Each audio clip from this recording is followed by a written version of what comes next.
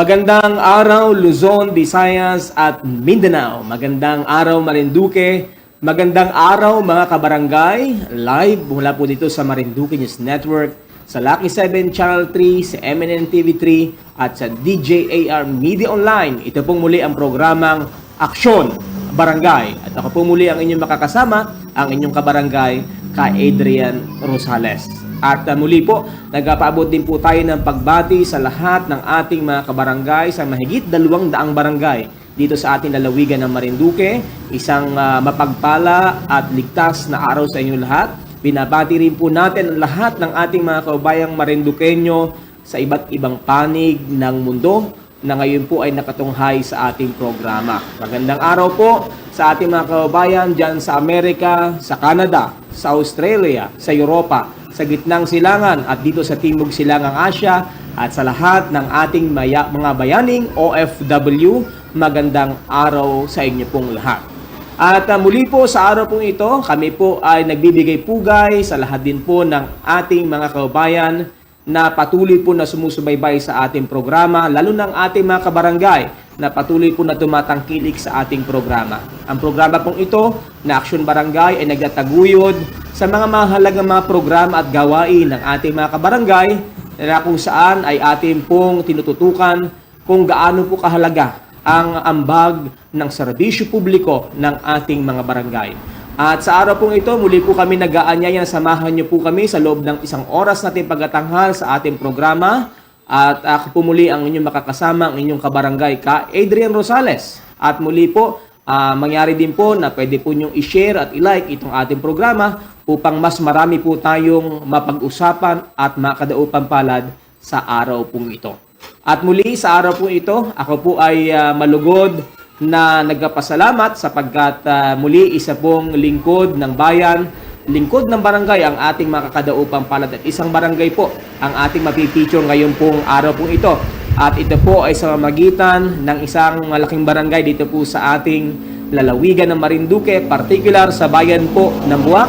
At ngayon po ay ating makakasama at welcome natin sa ating programa ang ating kagalang-galang na punong barangay ng Barangay Bunganay, si kagalang-galang Kapitan Franklin Monroyo Magalang.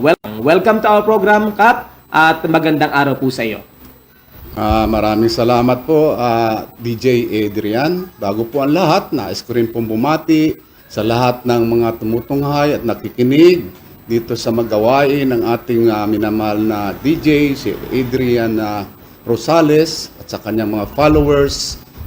Napakaganda po ng kanyang programang sinasagawa dito sa ating bayan ng Buwak, partikular sa buong probinsya ng Marinduque. Ako po ay nagpapasalamat sa kanyang effort at programa. At Kap, ngayon pong araw pong ito, sabi ko nga po, itong ating programa ay hindi lang nagtataguyod ng mahalagang programa. Nais din nating ipasyal ang ating mga kababayan, lalo na po doon sa mga kababayan natin na hindi naman regular na umiikot sa ating probinsya, hindi naman, lalo na po sa mga kababayan natin na nasa labas din ng ating lalawigan, at baka pag-iikot po ninyo ay madaanan po nyo ang Barangay Bunganay, ayun, para mas maintindihan po ninyo o inyo pong maging pamilyar po kayo dito sa ating barangay at kung gaano po ang ambag po nito sa ating pong bayan ng Buwak, ay ating po yung pag-uusapan ngayon pong araw pong ito. Pero bago ang lahat, siguro po ay ating po munang babatiin, Kap, yung ating mga kasama din po. Una, binabati ko po ang ating mga punong barangay, lalo na ang ating mga Liga President sa bayan po ng Benavista. Ayan, si Kapitana Vito ng Kaigangan, si Kapitan James Lim ng Gasan, ang ating Liga President din po ng Buwak, si kagalang-galang Kapitana Milaflor ng Tabigi, si kagalang-galang Val ng bayan po ng Mugpog, particular sa Barangay Balanacan, at si Kagawad D ng Santa Cruz at ang ating ex-officio din po ng ating pong lalawigan ng Marinduque. At baka may gusto ka pong batiin, ka bago po tayo magtuloy-tuloy sa ating pag-uusapan ngayon pong araw pong ito. Okay. Salamat po, DJ. Unang-una po, bilang punong barangay ng Barangay Bunganay, ay nais ko rin pong bigyan ng pagkilala ang aking mga kasama sa Sangguniang Barangay, ang aming mga front lines, ang aming pong SK chairman at saka mga SK kagawad. Pangalawa po ay nais ko rin pong magbigay galang sa ating Liga President, si Kapitana Miraflor ng Tabigi, at sa aking mga kasamang punong barangay sa buong bayan ng Buwak na 61 barangays. At napakahalaga din po na bigyan natin ng pagkilala ang ating mga kasama sa panlingkurang bayan, lalo-lalo na po partikular sa kani-kaniyang mga barangay. Ito po ay isang malaking karangalan para sa akin. Ako po ay makapagbahagi kung ano man po ang aking mga ginagawa, mga programa, partikular dito po sa aming barangay ng Bunganay.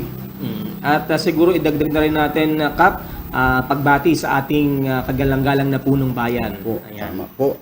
Binabati din po natin ang ating minamahal na punong bayan, Mayor Army D.C. Carion.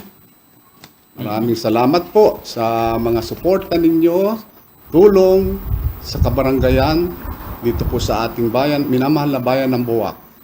At Kap, bago siguro natin ipasyal, ayan ang ating mga kababayan sa inyong barangay, ay siguro tanungin po muna natin, sino ba si Kapitan Franklin Monroyo Magalang para po sa ating mga kabarangay at ating mga taga-subaybay?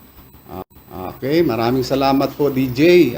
Umpisahan ko po ang aking pagpapakilala sa ating mga tagapagpakinig.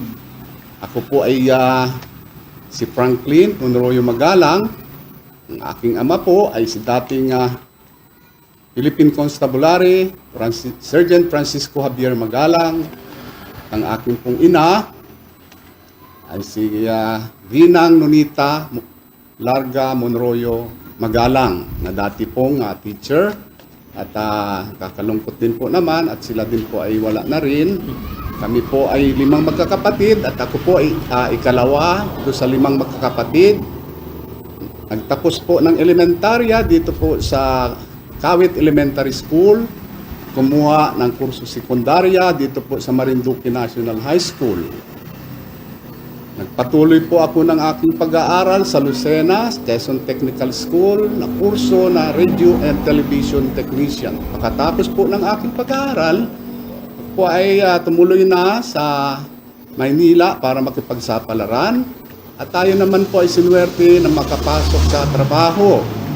Sa ngayon po, ako po ay may 4 na anak. Ang aking pong may bahay ay si Avelina Noblejas Inco, taga Barangay Laylay. Kami po ay may 4 na anak. Nasa ngayon naman po ay sila po ay nasa mabuti na ring kalagayan sa buhay. Ako rin po ay naging OFW. Naglingkod po ako na 5 taon sa Arabian American Oil Company sa Saudi Arabia para po maitaguyod ang aking pamilya. Naglingkod din po ako bilang seaman sa loob ng 16 na taon para po maipagpatuloy ang pag-aaral at pagsuporta ng aking mga anak, at napakaganda naman po ng mga naging resulta. Sa ngayon po ay akin pong ibinabalik ang mga blessing o mga pagpapala na ipagkalob sa akin ang pong may kapal. Ako po ay dating naging acolyte din po ng simbahang Katolika dito sa Kawit. Naglingkod din po ako dito sa Bunganay bago po ako naging kapitan. Ako po ay naging presidente ng Bawasa dito sa Barangay Bunganay. Sa ngayon po ay maayos naman po ang mga kalagayan. Ako po ay naglingkod umpisa bilang punong barangay way back 2010 hanggang 2019. At iniwan ko po ang aking tungkulin bilang punong barangay at bumalik uli nito pong 2023 para po may pagpatuloy ang naumpisahan ko ng paglilingkod at pagpapaunlad ng aking minamahal na barangay Bunganay. At good to hear, Kap, tayo pala'y isa ng para lang pinag-aralan sa kolehiyo. Opo. Ako po ay nag-aral din sa Quezon Technical School, sa broadcast technician naman. Po. So, nakakatuwa po na iisa po ang pinuntahan po natin sa bandang dulo, ay ang serbisyo publiko. Opo. Ayan po. Kap, nakakatuwa po na ano na sabi nga natin yung makikita mo kasi yung isang serbisyo nagsisimula na po yan sa pamilya, ano po. At base po sa inyo pong inaipahayag na ibahagi sa atin at sa ating tagapanood ay talagang iba't ibang trabaho ano po ang iyo pong talagang ginawa ano po at hinarap para lamang maitaguyod ano po ang iyo pong pamilya. At sabi nga po ng marami, kung gusto niyo pumili ng isang magaling na leader, eh tingnan muna niyo kung paano niya pinamamahalaan ang kanya pong pamilya. Ano po? Pag yan ay responsable sa kanyang pamilya, ganun din siya magiging responsable sa kanyang mga constituents pag siya ay nagserbisyo na sa barangay o sa mas mataas pang posisyon sa ating pamahalaan. Kap, doon po sa ating mga tagapanood ano po, na hindi po pamilyar sa inyong barangay Bunganay, nasaan po ba ang barangay Bunganay? Ano po? At siguro ilatag natin para mas maintindihan ng ating mga tagapanood, ng ating mga kabarangay, para kung sakasakali na may kailangan sila, may hinahanap sila, ano po, o meron silang bibilhin, eh alam na nila kung nasaan po ang inyong barangay. Go ahead, Kap. Okay, maraming salamat po, DJ. Ang amin pong barangay, ang Barangay Bunganay, ito po ay matatagpuan dito sa timog na bahagi ng probinsya ng Marinduque. 8 kilometro ang layo pamula sa bayan ng Buwak. At ito po ay nasa boundary ng Amingon, dito po sa sa norte. At sa baba naman po ay ang barangay ay sa boundary po ng Barangay Kawit. Ang aming barangay po ay isa sa mga barangay na sinasabi na napapaloob sa Seaside District Barangays. At ito po ay may populasyon na humigit kumulang sa 2,252 mamamayan. Ang pangunahin pong hanap buhay ng aming mamamayan dito po sa Barangay Bunganay ay ang pangingisda. Ganon din po ang pagbubukid, pagtatanim ng mga saging, at ang pangalawa pong hanap buhay dito sa amin ay ito pong paglulukad ng niyog. Marami rin po namang namamasukan sa ating mga pampublikong opisina at mga retiradong professional na kasama namin sa paninirahan dito sa aming barangay. Base dito sa iyo pong naibahagi, Kap, ang inyo pong barangay ay talagang mas malaking bahagi po ito ay agrikultura ano po at pangisdaan. Opo. At doon po sa mga kababayan po natin, ano po, kung kayo po ay mapapunta dito sa bahagi po ng papuntang Gasan, ano po, papunta ng Kawit, madadaanan niyo po itong barangay dahil ito po ay along the highway, Kap, ano po. Tama po yun. At DJ. alam niyo po, doon sa mga naghahanap, lalo na kung naghahanap kayo ng mga bagong huling isda, ayan, mga sariwang isda, na dito sa inyong barangay, itong mga ganitong uri ng isda, ano po. Tama po.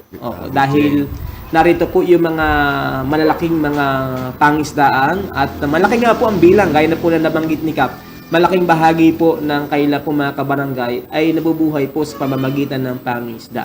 And meron po ba tayong mga commercial fishing dito, Kap? Meron po dito sa Bunganay na walong bakulong kung tawagin din po sa amin. Na yan po ay mga fishing boat na pumapalaot at dumadayo sa mga malalayong lugar para po sa paghahanap buhay. Yun po. At meron din po naman dito sa amin na yung mga maliliit na mangingisda na pumapalaot din sa pamamagitan ng mga bangkang di makina at saka yung mga bangka na sagwanan dahil nga sa kanilang hanap buhay po. Opo. So, organize mga fishermen and the fisher folks mayroon po dito sa inyong barangay, Kap? Opo, meron po dito dahil meron pong asosasyon ang mga mangingisda dito at ito po ay rehistrado sa DOLE. At ang registration po ng mga bangka ay ito din po ay aming ina-update taon-taon para po naman sa kaalaman ng aming pamunuan sa barangay. Binibigyan din po namin sila at bilang katulungan sa kanilang paghahanap buhay at yung mga kakulangan po, ito po ay inilalapit natin sa ating municipal government sa pamamagitan ng ating Municipal Agriculture Office. Lumalapit din po kami naman dito sa provincial office ng ating Bureau of Fisheries para sa katulungan doon sa pangangailangan ng ating mga mangingisda. Opo. At siguro mamaya pag-usapan natin kung ano pa yung mga ayuda o tulong lalo na sa panahon po ng kalamidad. Ano po. Bago po lahat siguro, Kap, may ilan po bang purok ang inyo pong barangay at land area kung meron po kayong datos? May ilan?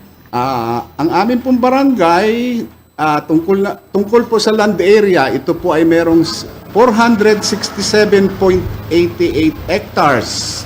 At ito po ay merong 7 purok, Purok Matyaga 1, Purok Matyaga 2, Purok Bagong Pag-asa 1, Purok Bagong Pag-asa 2, Masunurin 1, Masunurin 2, at saka po Purok Maligaya. Kaya 7 purok po ang buong barangay ng Bunganay. At katulad po ng nabanggit ko kanina, ang populasyon po namin ay kumulang sa 2,257. At meron po kaming mga household dito na 500 more or less at ang pamilya po dito sa amin ay 500 more or less at ang amin pong household ay 300 more or less po yun. 300,000. Opo. Oo. Mga rice field, meron po ba kayo mga mountainous area dito po sa inyong nasasakupan? Meron po dito sa amin at ang amin pong rice field dito ay medyo naliit na dahil kasi na-occupy na po ng mga residential. Ang amin pong rice field ay rain-fed lamang, kaya hindi man po regular na nabubukid. Hindi naman po natin po pwedeng ihingi din ng ng irrigation dahil meron po namang sapat na sukat para kayo mabigyan ng isang proyekto para sa irigasyon. At ito naman pong aming mountainous part ng aming barangay, ito po ay amin ding pinangangalagaan para po doon sa eco ng ating barangay, ecosystem. At ang mga tao naman po dito ay sumusunod doon sa mga programa at saka mga pagbabawal na hindi naman dapat ginagawa ng ating mga agricultural sector. Ano po, DJ?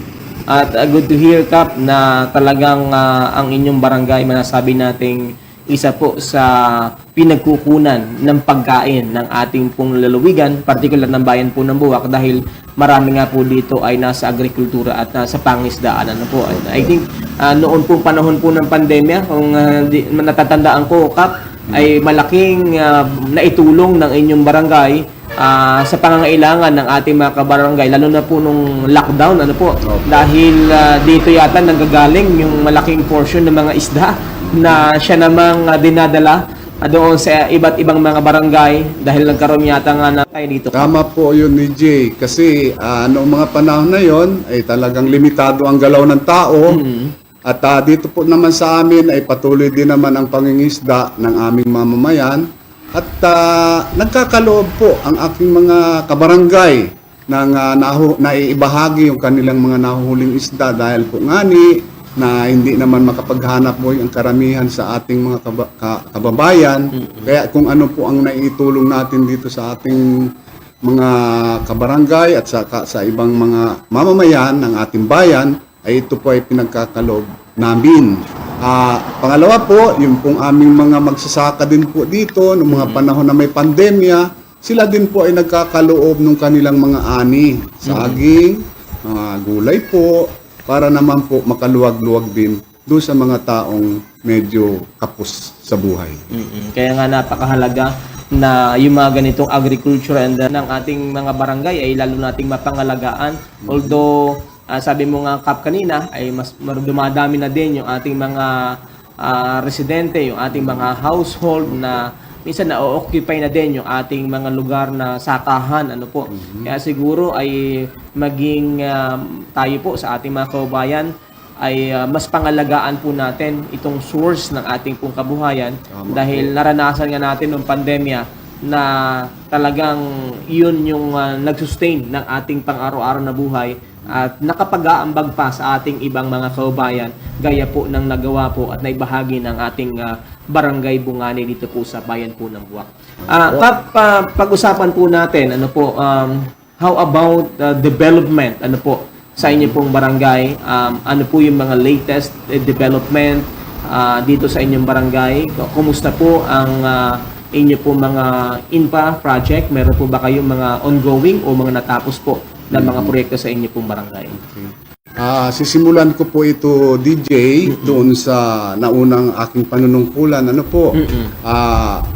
Doon sa unang panunungkulan ko po, way back 2010, ay pinagsikapan po ng buong sangguniang barangay ng Bunganay na mabuksan po ang aming farm to market road para po naman sa akabilis at mapadali ang pagluluwas ng mga produkto ng ating mga magsasakang kabarangay.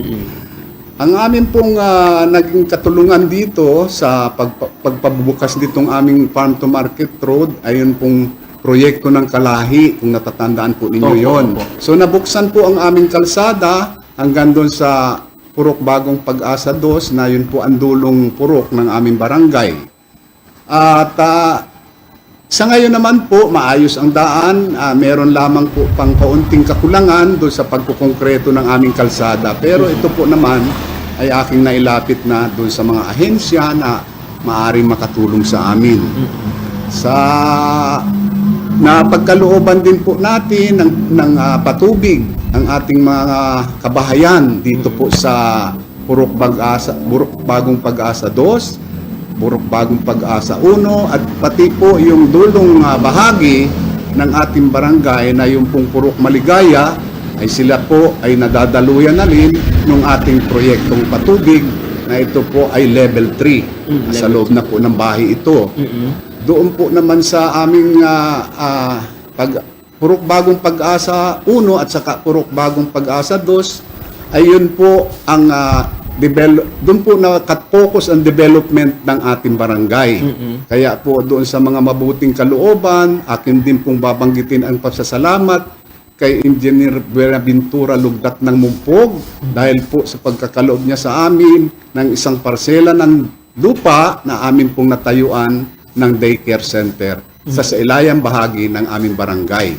Pangalawa po, muli ko rin pong pinapasalamatan ang pamilya po ni Engineer Buenaventura Lugdat dahil kami naman po ay binigyan niya lang muli ng isang parsela ng lupa na tinayuan po naman ng aming MPB o yung multi-purpose building na sa ngayon po ay nakatayo na at ito po ay sa kabutihang loob ng ating Congressman Lord Alan Velasco.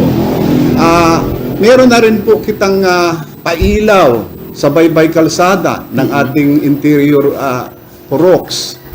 Lahat po ay binibigay natin at ginagawa para po sa pag-unlad at katulungan ng ating mga kabarangay. Sa ngayon po ay ang aming ongoing projects na funded din po ito ng national ay ito pong flood control ng aming ilog dito sa Barangay Bunganay. Yun po ang ongoing projects namin. At sa mga masunod na araw naman po ay amin sisikapin na may implement o may patupad na rin po na yung aming pondo para sa Barangay Development Fund na nakalaan para sa pagkakabit o paglalagay ng mga solar light sa buong coastal area at sa Purok Bagong Pag-asa 1 and 2. Yun po ang aming priority projects itong taon ng 2024. Maidagdag ko rin po, DJ, pagka po kayo napapasyal dito sa aming barangay, meron pong mga recreational facilities din po sa amin, dito sa aming barangay, katulad po ng Eco Park, at meron din po kaming Hanning's Place, yung Casa Elisea na po pwede po kayong mag-enjoy.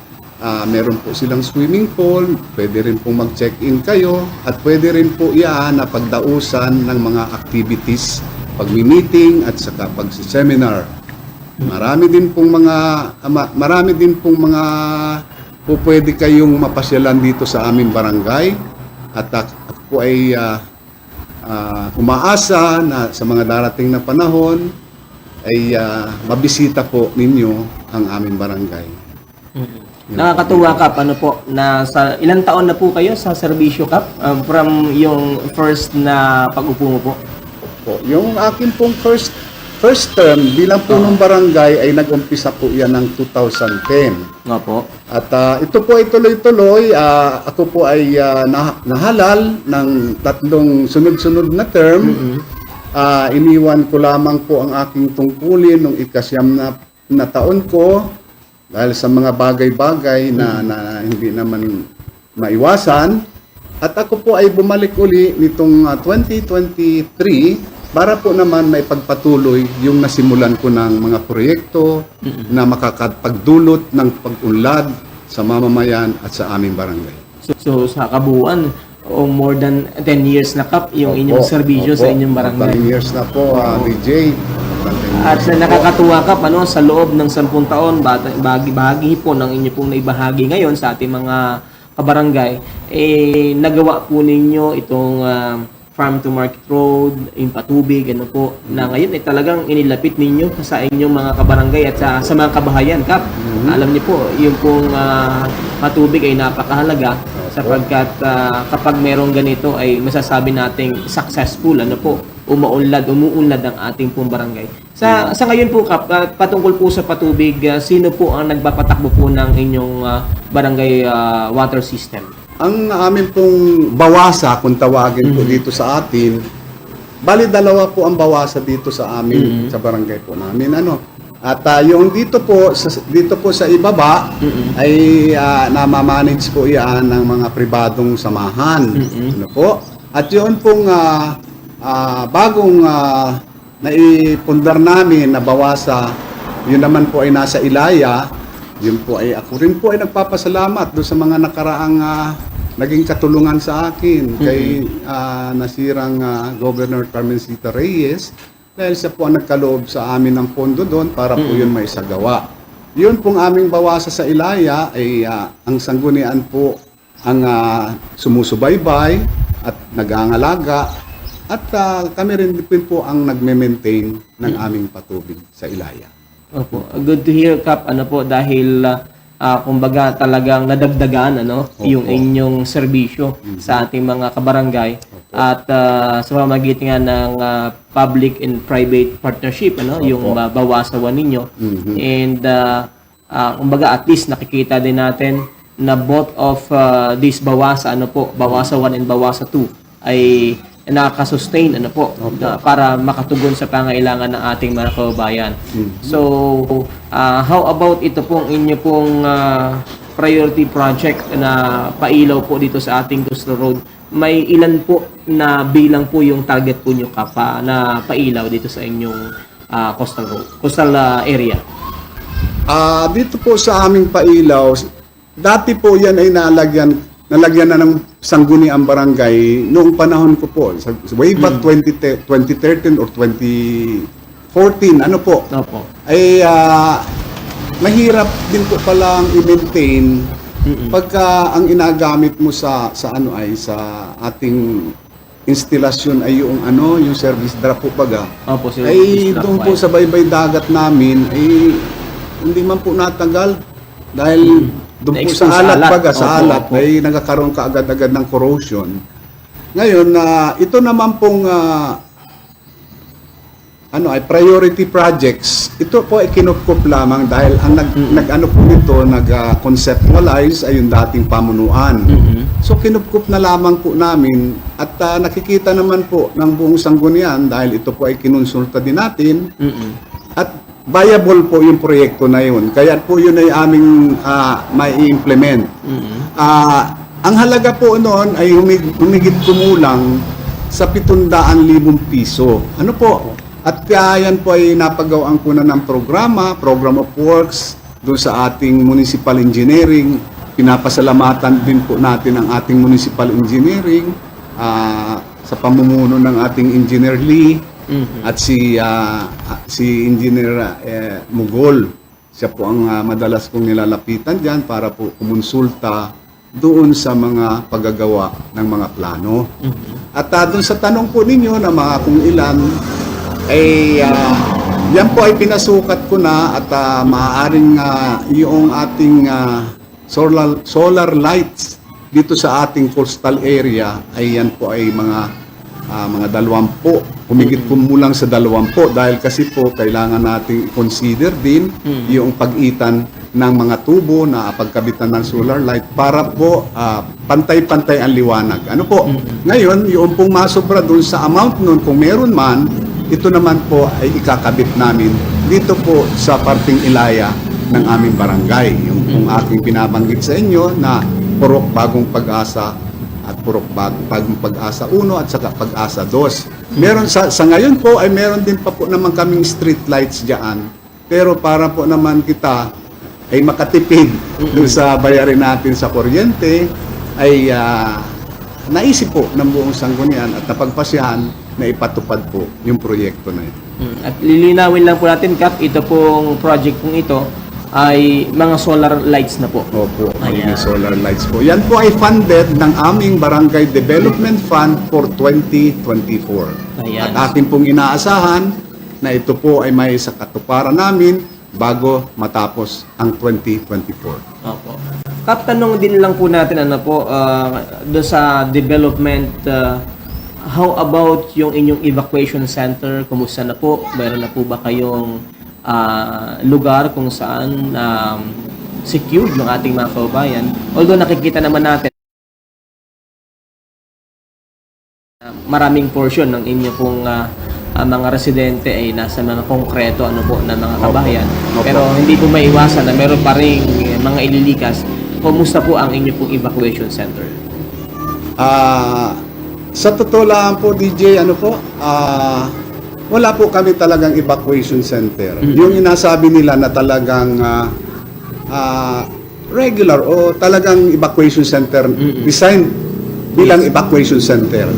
So, ang nangyayari po dito sa amin ay pagka meron po kitang anunsyo ng bagyo, ay dito sa aming barangay hall namin ipinapa-evacuate ang tao. Tapos nagkakaroon po kami ng memorandum of agreement doon sa mga may konkretong bahay na talagang matibay na sila ay ligtas na doon sila evacuate. Kaya kami po ay may mga natukoy na dito na mga matitibay at mga konkretong bahay na kung sakali po na meron tayong mga kabarangay na kailangang evacuate ay alam na po nila yon. Meron po kasi kita dito na Barangay Disaster Risk Reduction Management Plan. Meron din po kitang tinatawag na contingency plan at pati yung ating mga kabarangay na may mga problema sa pangatawan, mga buntis, mga bagong panganak. Yan po ay inaplano namin pagdating doon sa pag-i-evacuate.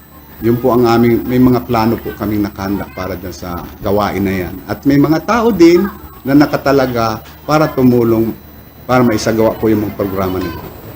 Ayan. At nakakatuwa na sa ating pong napakinggan na mga pahayag ng ating punong barangay, makikita natin hindi lamang development kundi yung kahandaan na ginagawa po nila at syempre po yung pong patuloy na pagiging leader at pamamahala nga po para mapangalagaan ang ating barangay. So marami pa po tayong pag-uusapan at bago tayo magpatuloy, tayo po muna ay pansamantalang magko-commercial break. Para sa ating mga kabarangay, manatili pong sumubaybay sa ating programa. Ito pa rin po ang programang Aksyon Barangay, kung saan ay ating pinag-uusapan ang mga halagang gawain ng ating mga barangay official at kung gaano kalaki ang ambag nito sa ating komunidad at sa ating pamahalaan. At kasama pa rin po natin ang punong barangay ng Barangay Bunganay, si Kagalang-galang Kapitan Franklin Magalang. At muli po, wag po kayong alis. Kami po magabalik pagkatapos po ng ilang mahalagang paalala. Dream Favor Travel and Tours. Why travel with us? DOT accredited tour operator and tourist transport. Trained tourist drivers and tour guides. Priority on safety. Your dream tour will be favored. Dream Favor offers a wide range of services including van rental, tours, airline ticketing, and more. What are you waiting for? Book a tour with us now. Check our available packages at. For inquiries, call or text 0969 517 6325 or kindly visit our Facebook page at Dream Favor Travel and Tours. We are located at 21 Santol, Poac, Marinduque. At muli po nagbabalik ang ating programang Action Barangay. Ako pa rin po ang inyo pong kabarangay ka Eden Rosales. At live pa rin po tayo napapanood sa Marinduque News Network, sa DJAR Media Online at sa MNN TV3. Napapanood din po tayo sa mga bayan po ng Gasan, Buwak at Mugpog sa pamagitan ng Lucky 7 Channel 3. Napanood din po tayo sa iba't ibang mga Facebook page po natin, Proud to be Marinduqueño, Marinduque News Community at iba't iba pong mga partners po natin. Ayan. At muli po, balikan po natin ang ating pong kasama, ang ating kagalang-galang na punong barangay Franklin Magalang ng Barangay Bunganay. Yes po. At ating pong pag-usapan naman, dahil ngayon po ay nalalapit na ang panahon ng tagulan, pagkatapos po ng El Nino, ngayon po ay La Nina daw naman, ayon sa Pag-asa, ang ating kakaharapin. Kumustahin natin ang Barangay Bunganay, papaano ba nila pinaghahandaan dahil sila nga po ay nasa seaside at meron din silang kailugan, ano po yung mga prevention plan po nila at ano po yung kailang mga ginagawa para mas maprotektahan at matulungan ang ating mga kabarangay sa Barangay Bunganay. Kumusta po ang inyo po mga paghahanda? Una sa lahat po, DJ, welcome din po ulit natin ang ating followers. Tungkol naman po dito sa paghahanda, alam po ninyo, pinakamahalaga talaga dito sa ating gawain sa paghahanda sa mga kalamidad ay ito pong tinatawag natin na information and education dissemination. Ano po? Katulad po ng nabanggit ko sa inyo kaninang bago tayo nag-break, ang aming barangay po ay binubuo ng 7 purok. At napakaganda po ng sistema namin dito sa mga purok namin dahil kasi po na-organize po namin ang aming mga purok organizations. So lahat ng purok po dito ay may mga purok leaders at may overall leaders sila na regular po ang kanilang pagpupulong. Kaya kung ano man po ang mga nagiging concern ay naipaabot po kaagad sa sanggunian members na nakatuka sa bawat purok. Ngayon, doon po sa mga pagka may mga anunsyo po ng mga katulad halimbawa ng bagyo, ay ang unang-una po namin ginagawa bago pa man ay ito pong pagbabandilyo para po mabigyan ng paalala ang aming mga kabarangay na magsihanda, gawin ang nararapat para po kita ay hindi magkaroon ng malaking kasiraan at saka pagbuwis ng buhay. Kaya napakahalaga po, DJ, yung mga information and education dissemination na aming ginagawa regularly. At kami po nga sa nabanggit ninyo, kami po ay isa sa Seaside District at yan pong mga mangingisda namin ay talagang sila po ay binibigyan kaagad namin ng warning pagka meron ng anunsyo na binibigay ang ating weather bulletin. Yun po. At Kap, alam naman natin na malaking populasyon ng inyong mga kabarangay ay mga mangisda. How about yung kailang mga bangkang pangisda? Papaano po ba napoproteksyonan? Meron po ba kayong sapat na lugar o isang area na kung saan ay mai-safe natin yung ating mga bangkang pangisda? Ito tungkol naman po doon sa kanilang bangkang pangisda, unang-una po ay sila ay kailangan talaga ay listo. At dito po sa aming baybay dagat ay medyo limitado na rin po ang mga lugar na po pwedeng pagbarahan o paglagyan ng kanilang bangka sa panahon ng bagyo. Ano po? Kaya yan ay maaga naming binabanggit sa kanila dahil hindi naman basta-basta mo maiitabi ang bangka. Kailangan po muna yan ay atanggalan mo ng kating at saka yung tarik para po naman mailagay mo kahit maliit lang yung espasyo. At nagpasalamat po naman kami doon sa kooperasyon ng aming mga mangingisda dahil sila naman po ay naniniwala doon sa aming mga paalala.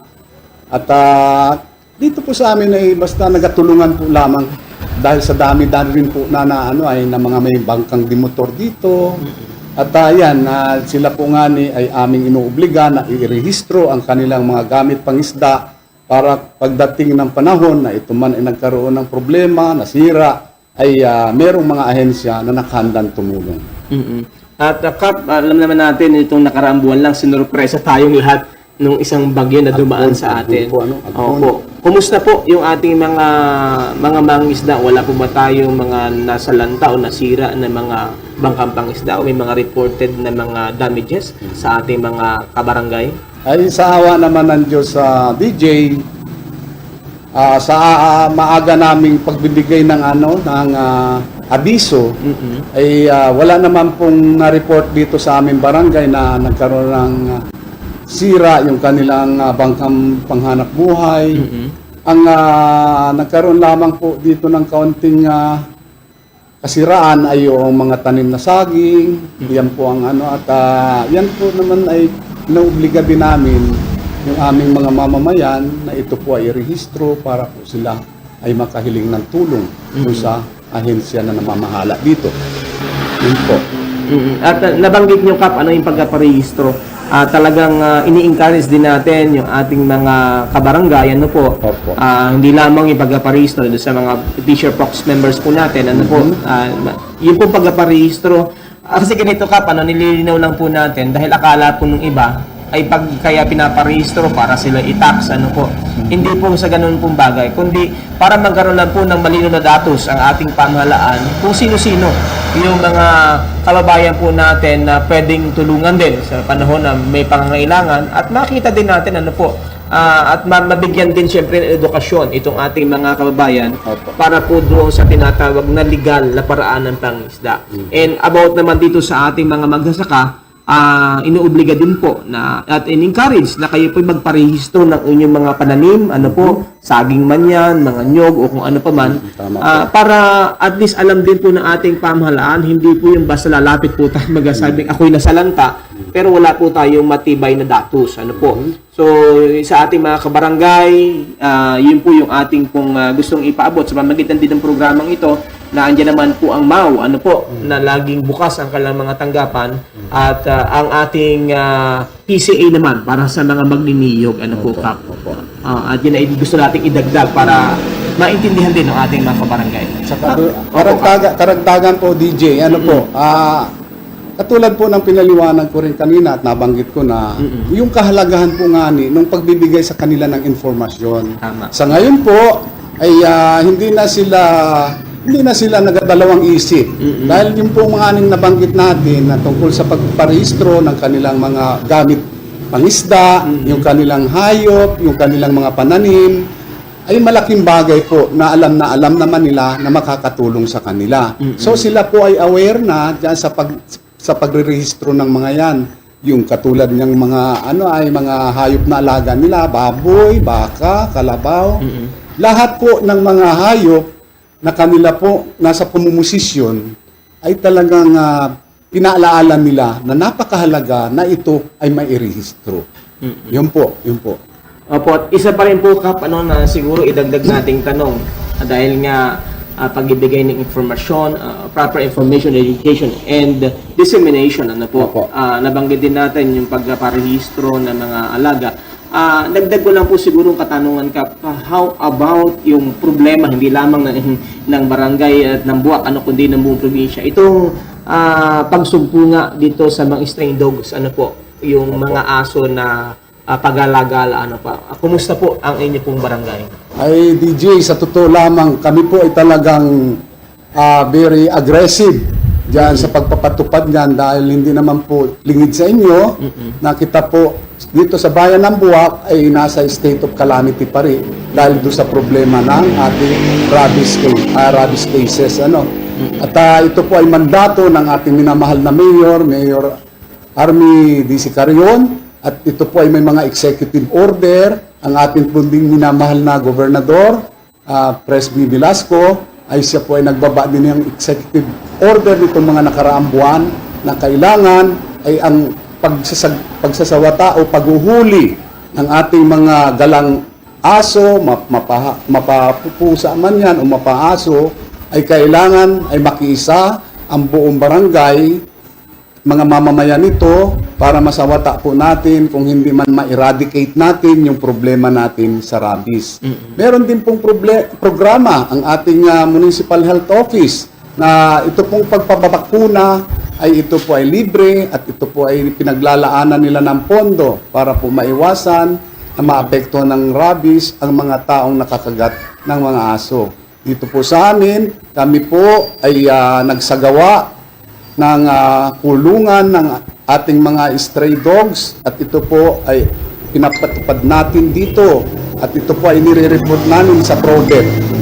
At sa ngayon po naman ay medyo patuloy din po namin ginagampanan yan dahil kasi po yan ay nire-report din namin at kailangan talaga ay tulong-tulong po doon sa programa na yun para masawata natin yung problema na yun na tungkol po sa rabies. Opo. At siguro panawagan din natin, hindi lamang sa ating mga kabarangay sa Bunganay, kundi sa buong bayan ng Buwak. Dahil kayo nga po nasa ilalim pa ng state of calamity. Opo. Dahil nga dito sa rabies, ano po. At sa buong lalawigan, ano po, na tayo po ay makipagkaisa, ano po. Dahil ito po talaga ay napakalaking banta sa ating pamilya. Ano po, pamilya na, binabanggit natin, Kap. Dahil ito po ay economically may epekto din po dahil once na may nakagat sa ating pamilya at talagang may gastos ano po. Opo. Hindi po naman lahat na masusustain ng ating gobyerno.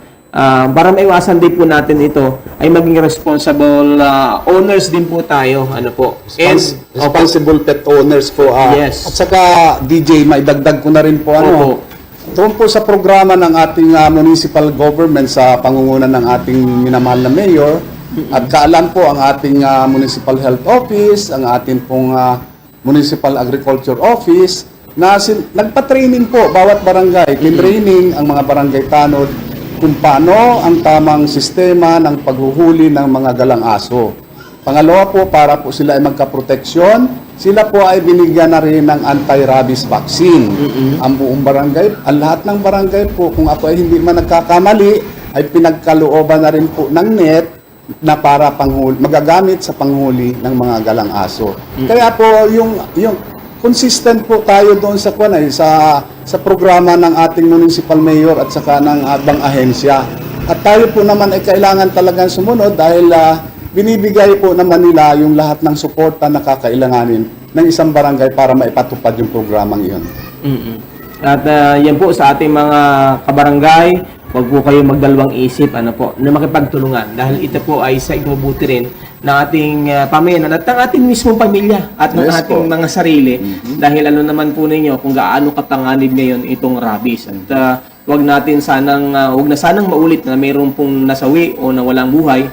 Sakalan po tayo matututo. Ano po? At alam ko po naman na marami sa ating mga kababayan na mga pet lovers. Ano po? So kung talagang mahal ninyo inyong mga alaga, ay maging responsible pet owners po kayo Yes po, yes. sa ating Tama. mga kabarangay. Tama po yun. And siguro idagdag din natin, Kap, dahil pinag-uusapan din nga po yung another income o kabuhayan ng ating mga barangay na sabi nga natin, talagang pinapangarap ng barangay upang maging maunlad din ang pamayanan at siyempre, yung ating mga kabarangay. Yes, Kumusta po yung pong inyo po mga establishmento na nag-cater ng ating mga turista dito po sa inyo pong barangay?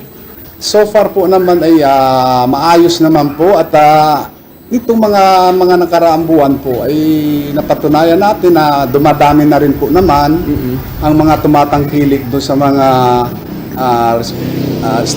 establishmento namin dito sa Bunganay. Katulad po nga nung nabanggit ko kanina, yung pong Casa Elisea, ayan po ay mayroong swimming pool at pwede po kayong mag-outing dyan at mayroon pang mga ibang naibigay na libangan. Ganon din po naman ang aming Eco Park. At nakakatuwa ka na ito pong inyong barangay ay hindi lamang agrikultura at lugar ng pangisdaan, kundi may mga lugar po kayo dito na masasabi nating bahagi ng turismo. Meron po tayong mga accommodation at mga resort. Kaya doon sa mga kabarangay po natin, mga kababayan po natin, na gusto po nyong ma-enjoy kung ano naman po ang meron sa bahagi po ng Bunganay. Meron po tayo ditong mga magandang mga resort na masabi natin na akma sa mga mahalagang okasyon, sa mga gatherings, at mga seminars. Ayan. At ayan, idagdag din natin, bago tayo magtapos ito pong mga development sa ating pong Barangay Dumanay. Ayan, at sa ngayon po, ay mga ongoing po ng mga project na gaya na nabanggit kaya ng Kapitan, maging yun po mga farm to market road, at ongoing din po na mga project dito po sa Barangay Dumanay. At siguro mag-update pa rin po tayo sa mga susunod nating programa, kung ano-ano po yung mga madadagdag, dahil tuloy-tuloy naman po yung ginagawa po ngayon na sangguniang barangay sa panguna ni Kapitan Franklin Magalang, ni Kap, ay i-update po namin kayo sa magitan ng programang ito. And siguro dagdag ko na rin, Kap, na doon po sa ating mga kabarangay, dahil alam ko po may mga toda din po dito, ang ating po palang municipal government, katatapos lamang po nung Transport Summit ng ating local government ng bayan po ng Buwak. Ayan, at special shout out kay Vice Mayor, sa ating napakagaling na Vice Mayor Mark Senyo. Ayan, at sa lahat din po ang bumubuo. Sa ating Honorable Mayor Armidici Carion at sa kanyang mga anak na tumatayong administrador. Ayan, at doon po sa mga willing na magkaroon po ng extra income, ang ating pong municipal government ay naghahanda dito nga po sa mga training para po sa mga potential tricycle tourist driver, potential na mga tricycle tourist driver and guides. Pwede po kayong magpalista o magpatala na sa mga interesado na mga tricycle drivers and operators, para po maihanda po yan at makita kung sino-sino po yung interesado. Napakaganda po nito mga kabarangay dito sa Bunganay, sapagkat ito po ay extra income po ninyo. So yan lamang po, at thank you, Kap, sa pagkakataon na binigay mo sa amin. At bago tayo magtapos, kami po ay patuloy din po nag-aanyaya na subaybayan po ninyo ang mga programa po ng Marinduque News Network, especially ito pong programa na kung saan ay ating pong itinatampok ang mga magagandang gawain ng ating mga barangay official at ng mga sangguniang barangay dito po sa ating lalawigan ng Marinduque. At lagi niyo pong natandaan na ang programa pong ito ay naglalayong itaas ang moral ng ating mga nanunungkulan sa ating mga kabarangayan. At muli, sa susunod po na ating pagtatanghal ng panunungkulan, ay samahan niyo po muli kami every Tuesday and every Thursday ang ating pong programang Action Barangay. Ito lamang po sa Marinduque News Network, sa Lucky 7 Channel 3, sa mga television po ninyo, sa mga bayan po ng Gasan, Buwak at Mugpog. Ganon din sa MNN TV3, napanood din po tayo sa DJAR Media Online, sa Marinduque News Community at iba't iba po nating mga Facebook page and group partner. Ako po muli ang inyong nakasama, ang inyong kabarangay, kay Adrian Rosales, at ito po ang programang Action Barangay. Ayan. At muli po, sa pangalan po na bubuo ng Marinduque News Network at ng programang Action Barangay, malugod po kami nagpasalamat, at hanggang sa susunod, muli po tayo magsama-sama sa ating serbisyo publiko. Kabarangay, ikaw ang bida. Action Barangay. Magandang araw.